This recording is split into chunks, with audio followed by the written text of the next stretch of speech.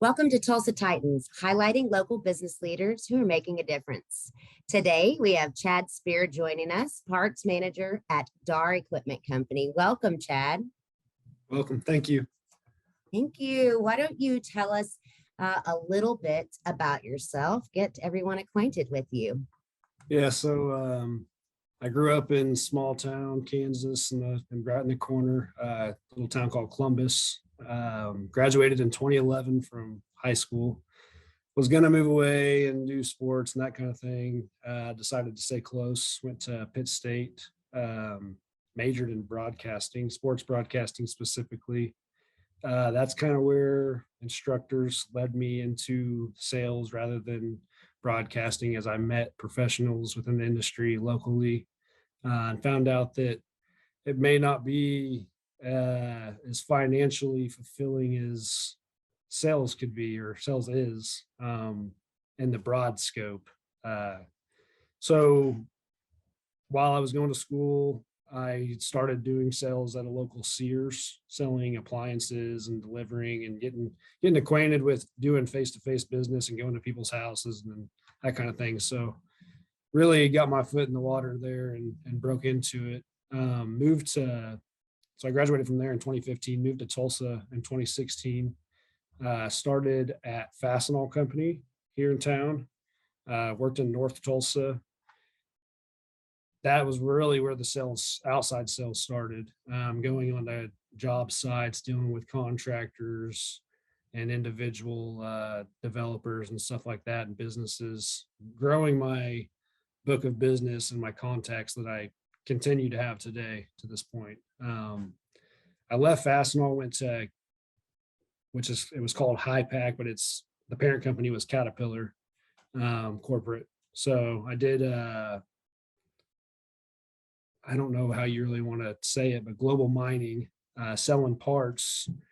And it was international. It was definitely a eye opener from doing the local Tulsa thing. Going from Fastenal, where I was restricted to the 918 area, so to speak, just dealing with local companies here in town, to now you got to go sell to people in South America and China who probably don't speak English.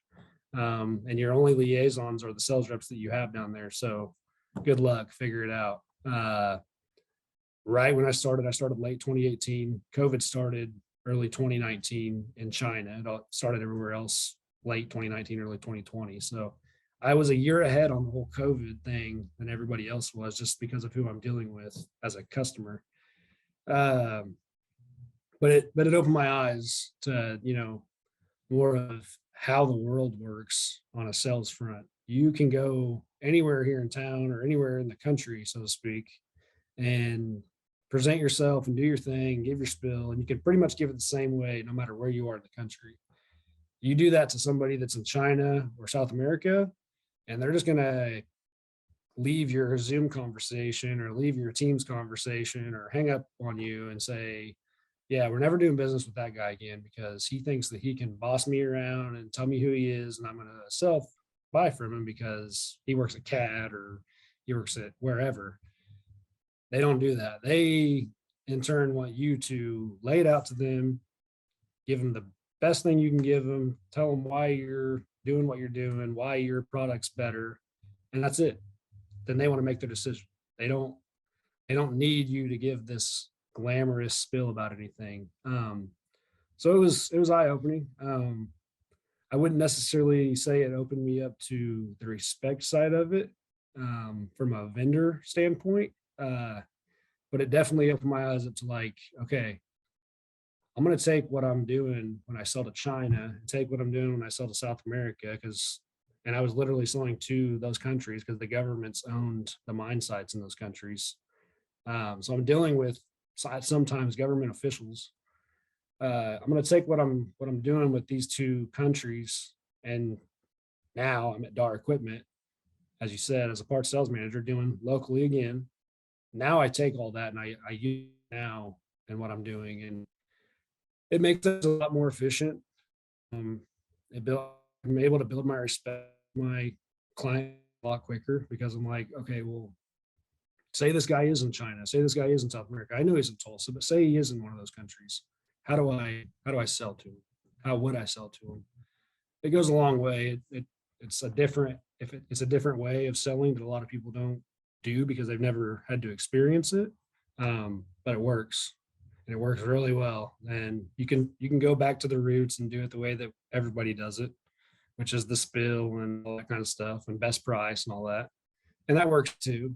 But it's also, having the knowledge of who you're dealing with and their attitude, and which goes back to degree and communication, understanding how to communicate with people. So yeah, I left CAT in 2021. I got laid off. Actually, they closed the office down.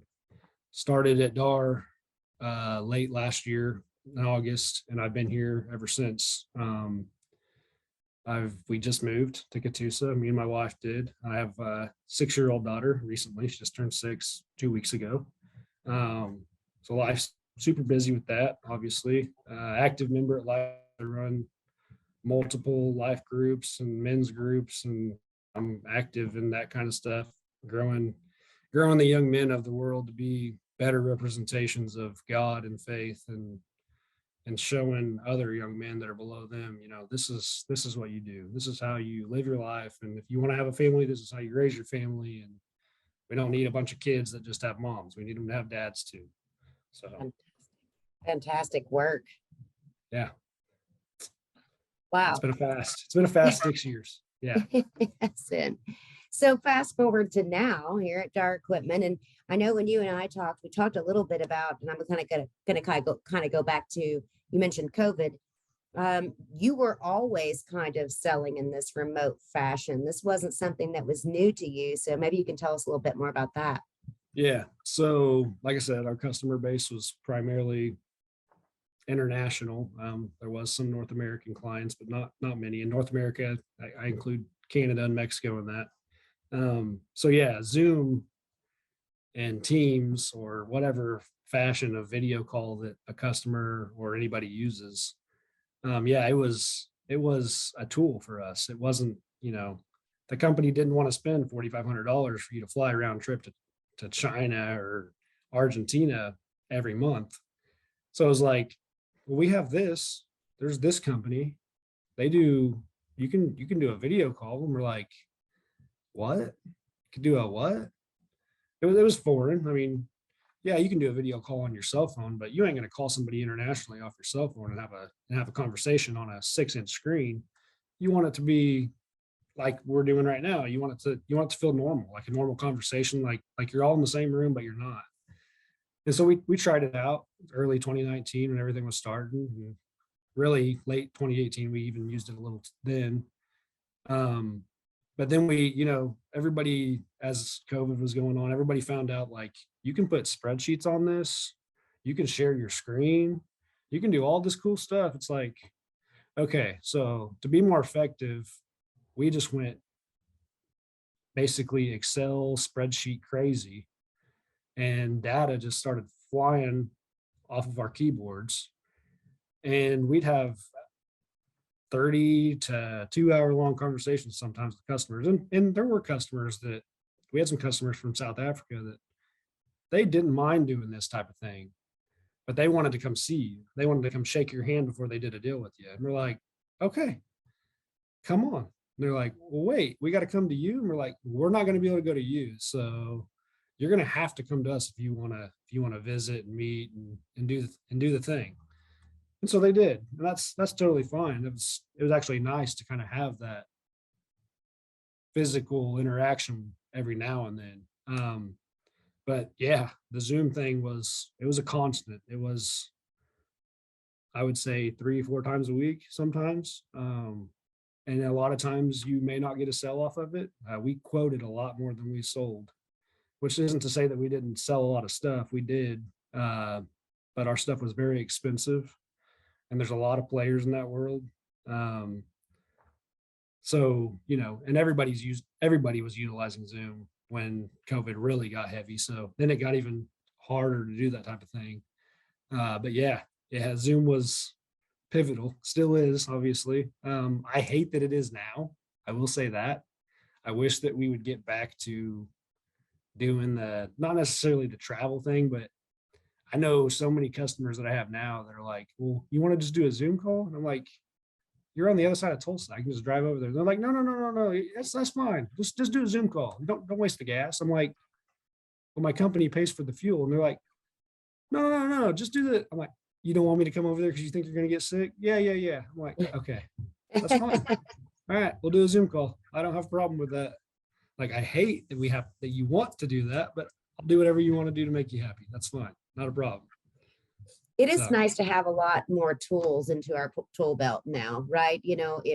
If someone wants to see us in person, we can be in person. If someone prefer not to, we don't have to do that.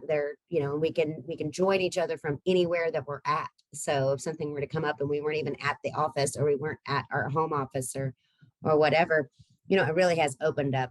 But I think that a lot of people that I speak with are really interested in getting back into that face-to-face conversation, and maybe using these tools that we had as a secondary option, maybe yeah, flipping it back again. yeah, I'd like that too.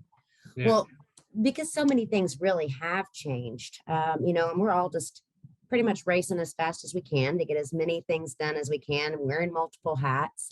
What are some things that you're kind of, you maybe are consuming more of? And what are some things that in your day-to-day life you have just said, I don't need that in my life anymore. Let's get rid of some of that, or at least minus some of it out. yeah. Um, so it started during COVID, but I've gotten more into it as we're going. And it's cornhole. It's a hobby of mine. It's became a hobby of mine. My wife would call it an addiction because I play way too much. Me and all my friends we play way too much. But that'd be one of the biggest things that I consume more of is going and like I said, it sounds silly. It's a backyard game, yada yada yada. But it's a passion of all of ours. We've gotten really good at it. And it's fun to just get the group together, and it's just a big family and hang out. So that'd be one of the bigger ones. A couple other things that I've been more intentional on taking in more of is which I just got remarried last year, and my split with my ex was rough. Is my faith and my relationship. So being more intentional with when I get home, you know, assessing my wife's day and going through all that and how was it? What do you need? That kind of thing.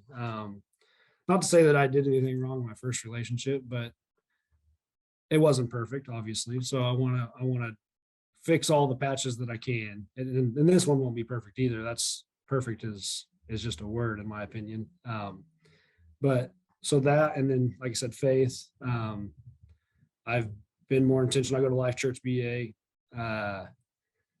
I've been more intentional in leading a couple of life groups there. One that meets every other Saturday. We actually are meeting tomorrow. It's a bunch of well, I wouldn't say young men. There's men of any age that just wants to come and hang out on a Saturday morning and let it all out. Just hang all the laundry out and let everybody know what's going on. We're not your counselor, we're not your therapist, but we're your brother, and we want to help you out and be there for you. And likewise for us to you. So those two things, and then like I said, the cornhole thing, and then just work. Like I said, I took this role over last August. I've grown this place. Last month was actually the biggest month we've had since ever that we know of. As far back as our records go, we've never had as big a month as we did last year.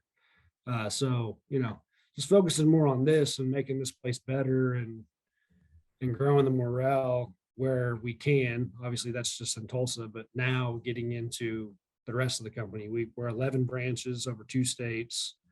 We have a lot of footprint in the industry that we're in, even outside of the 2 states that we're in.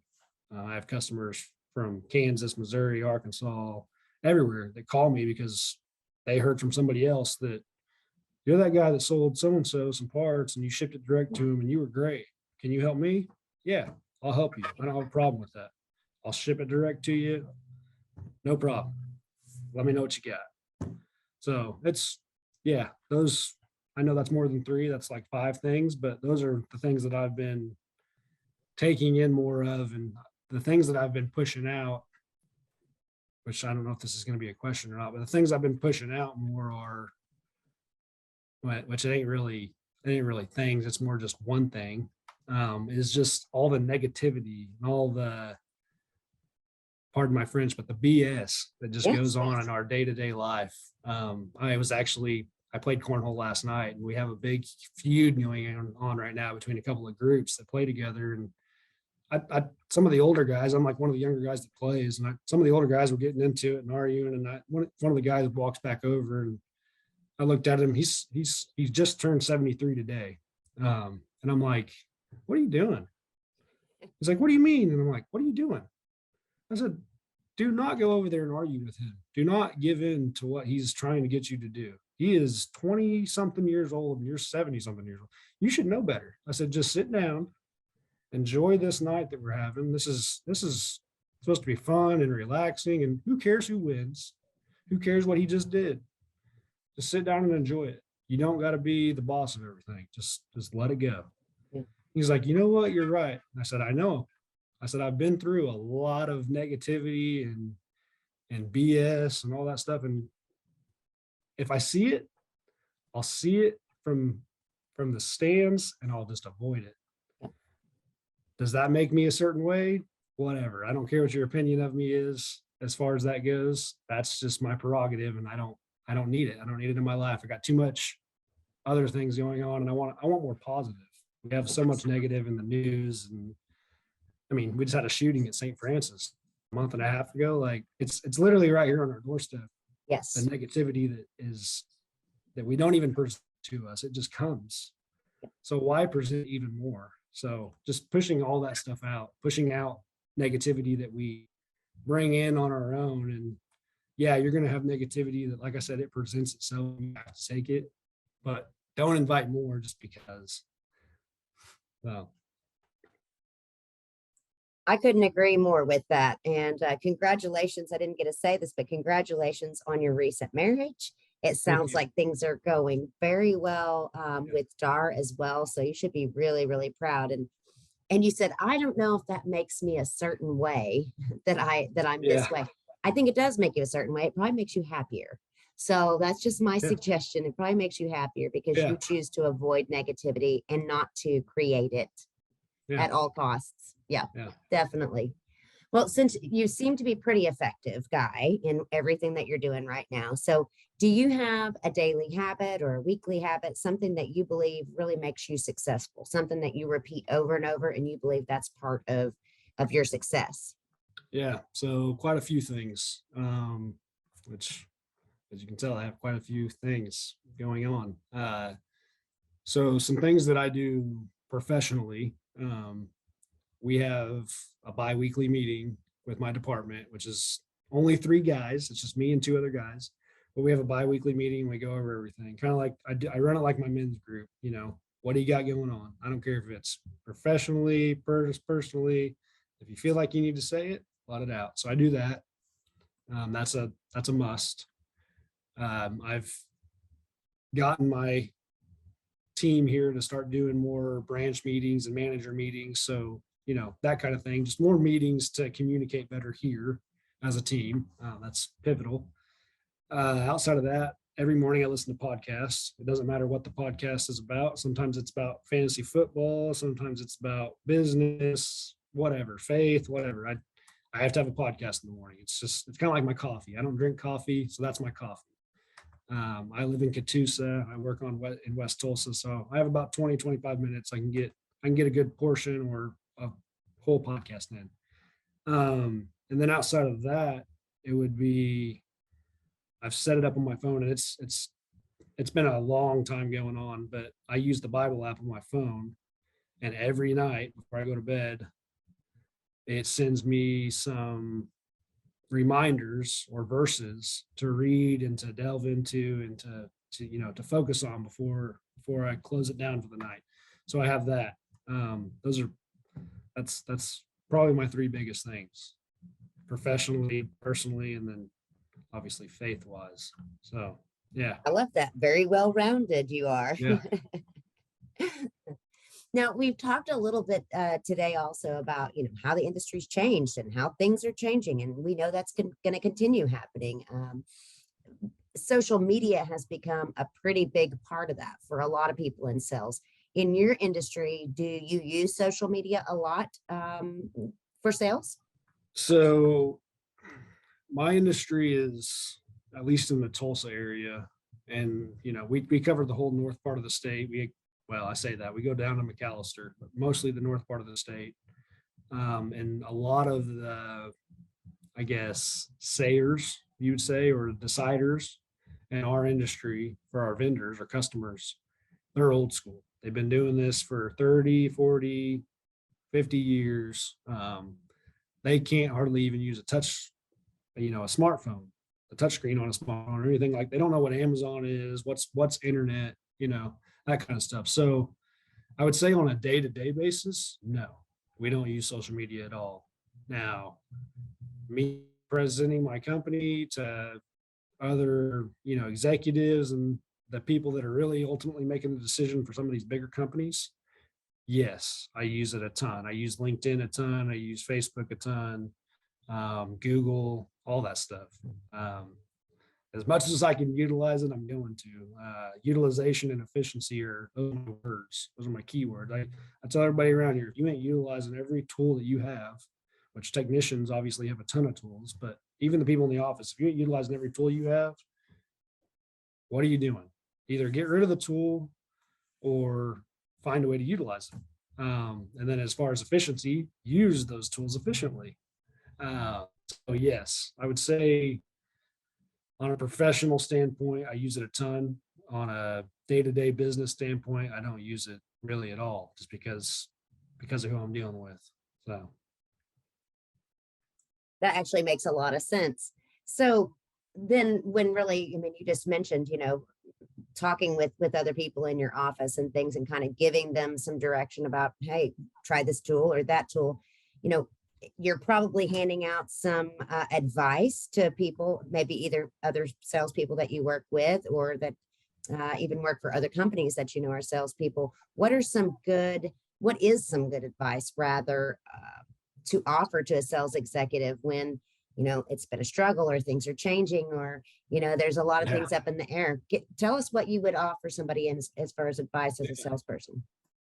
Yeah. So obviously it's changed as my roles have changed and the companies that I work for have changed. Like I said, my two biggest things are being efficient and utilization with whatever you're working with. But then on the flip side of that, just having trust and respect.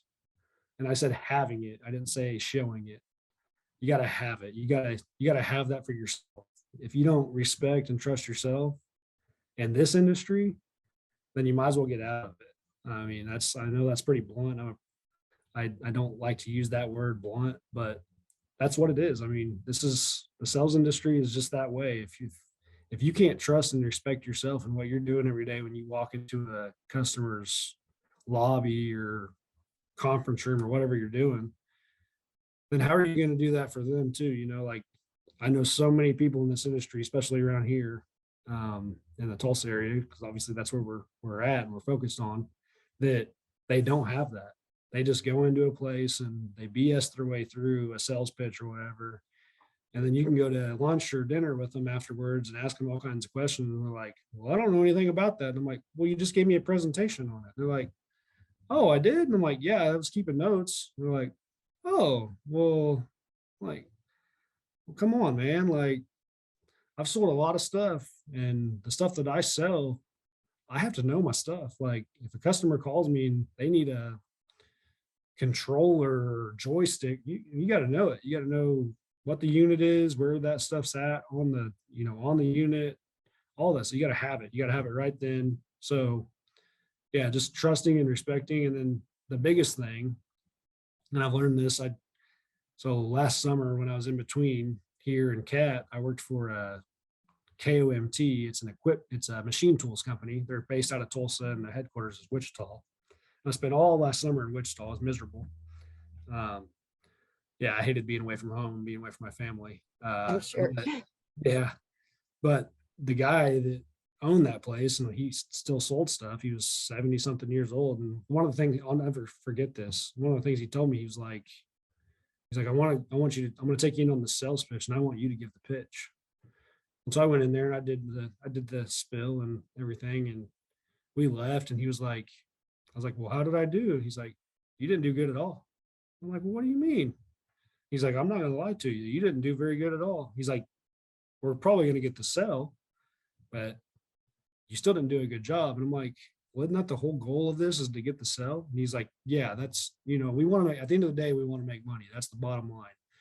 But there's more to it than that. You gave him a spill, but you never stopped talking. And so many sales reps and sales managers and whatever, they just want to talk. They just want to get in front of a customer and just talk. But there's a whole other side to communicating and listening. And if we just listen, and I tell my guys that every time we have our bi-weekly meeting, like sometimes we just got to listen. Don't say anything. Just you pick the phone up from the customer, just listen to them. Just grab your pen and just start writing stuff down. And then when they're done talking, go over all that stuff with them and reassure them that you were listening and that you knew exactly what they want. And every industry is like this. So much of it's driven by price. And anybody that listens to this, I'll promise them, if you do that one thing right there and just listen to your customer for 5 or 10 minutes and just, you may feel like you're wasting your time listening to somebody because we like to talk. That's how we are. But if you just waste that time, waste that 5 or 10 minutes, when you get to the price part of it, they won't even care. They will not even care because they know that you, like I said before, you respect and trust yourself as a sales rep. They respect and trust you as a sales rep because you listen to them. And the price is secondary at that point. You've got them. You hook, line, sinker. It's done. And that goes a long way. So I'll never forget when he told me that. I was like, man, you're right. And I use it now. I use it all the time. Like I said, last month was our biggest month. We ran just north of 250,000 in parts. Our average parts, $500 a piece. So we sold a lot of parts last month, which that we're working with our service department. So some of that comes from service, but a lot of it comes from counter. Yeah. We have 11 branches in Darr and we have the highest counter sales in Tulsa. We ran about 140,000 in counter, which is unheard of. They want us to run like 20 to 30%. We're running 50% just in counter. And that's customers coming in here that, hey, I want to work with Chad, or hey, I want to work with Dallas, which is my counter guy in here. They respect us. They know that we listen. They know that we're going to do what we need to do. And we can be the highest price in town. And I've had so many customers say that. You're the highest price in town for this part, but I don't care. I know you're going to get it and I know you're going to take care of me and I respect and trust you enough that I'll spend the money with you. And that's my advice to anybody. Listen, that goes a long way. Just listen. I was just thinking that truly caring about somebody goes a lot Yes. further than we think it does. It goes a Yes. long way, crosses all kinds of boundaries and barriers. And so we'll just treat people like people, Yeah. most of the time in the way that we'd want to be treated. Wow. My other thing, just staying on this real quick, is we see so much, and I see it a ton because I'm on social media a lot, but you see so many people on social media that are like, do this and you can make $1 million selling stuff, or you can make $100,000 a day if you just do this or whatever. Just block all that out. Like, just totally ignore all that stuff. It's all, I know everybody probably knows it, but it's all fake. It's all BS. Yeah, can it happen? Sure. Is it the sales industry as a whole? No, that's like not even a percent of people that do this. It's like 0.01%. So don't buy into any of that. Just let that idea of this industry go. Can you make a lot of money? Yes. Can you make it like that? Probably not. That sounds about right to me too. I love that. Well, now, sometimes sales, they do kind of come a little easier and sometimes you have to work a little harder. And I feel like I already know the answer to this question because I heard you mention that you have clients now that have followed you. So tell me a little bit about how you what advice you would have to executives about playing the long game, waiting it out, sticking it out. Yeah. My advice on playing the long game, gosh, I guess I've been doing it so long that, which it's not long for some people, but in my perspective, it's long. I've been doing this for about 6, 7 years. My advice, or my whatever on the long game is, it's worth it. Obviously, Osage Casino is one of my customers. They were one of my first customers when I started at Fastenal 5 years ago. Like it wasn't necessarily a playing the long game thing. It was just, I called the guy and I'm like, "Hey, Chris, this is Chad." He was like, "Chad who?" And I'm like, "Chad Speer." And he's like, "Where are you at?" And I'm like, "Well, I'm at Darr now. You got some equipment over there?" "Yeah, I got some equipment. I'm gonna come see you." Went in there and saw him, and now we get tons of business from him. And it was just, it goes back to kind of what I was saying, having respect and trust and all that kind of stuff. If you're gonna play the long game, make sure you're playing it that way. Make sure you're playing it with the utmost respect and care, and treat whatever business it is. And usually it's a bigger business if you're playing a long game with it. Uh, Treat them with like a baby. Treat them like they're your baby, because they can be your baby. One of my biggest customers here is Aon. It's one of the largest employers in Tulsa. They're right down the road. When I started here, we were only doing about $10,000 a month with them. Now we're doing $50,000 a month with them.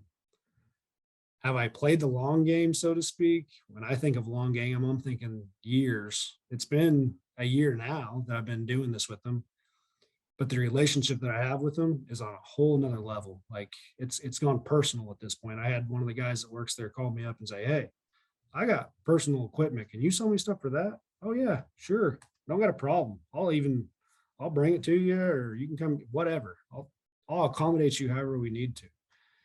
That's probably the biggest thing with a long game is make accommodations that you may not make with the short players. And you got to assess those customers when you're doing that kind of thing. Is Billy Joe's grass mowing service worth playing? Probably not. But is Roark Landscape worth playing the long game? Oh yeah, yeah, for sure. They're a $20 million landscaping company. Yeah, they're worth playing the long game for. So it's assessing that kind of thing and seeing what the potential is. Now, it's not to say that all your small customers aren't worth playing the long game for, because a lot of my small customers have gotten me in the door to all my big customers.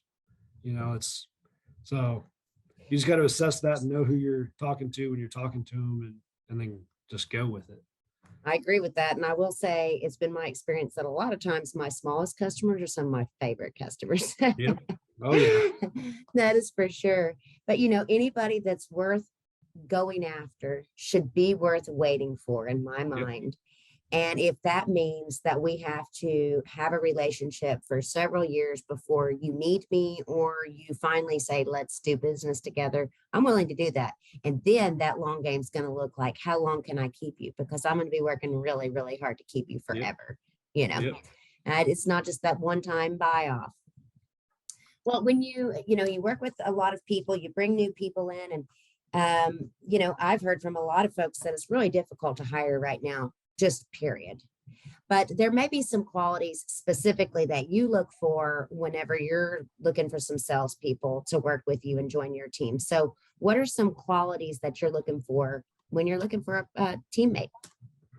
So I manage the team that I manage is mostly inside sales. The actual outside sales is a totally different hiring team. And I haven't got to hire an inside guy since I've been at Darr, but I have hired since I've been here. And what we look for as a company, we support veterans and that kind of thing. So we kind of keep that in the back of our head. Like, let's help a veteran out if they're here, and if they're coming in, and if they fit the rest of the bill, that's just an edge that we have, with that kind of thing. But on top of that, what I look for is, I don't want somebody that's just like me.